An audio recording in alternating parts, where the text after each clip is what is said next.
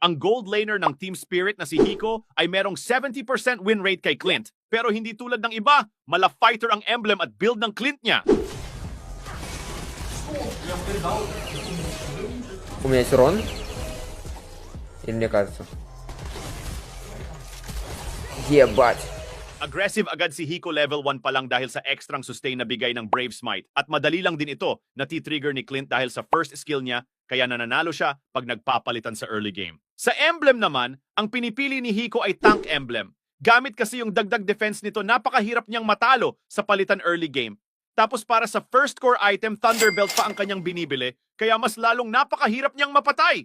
Ang rason kung bakit tank build ang ginagawa ni Hiko ay kapag tumagal sa laban si Clint at nakapagbato ng maraming skills at passive basic attack, yung total damage na nagagawa niya ay nagiging mataas pa rin kahit mala tank build ang gamit ni Hiko. At para sa full item build, ito ang gamit niya.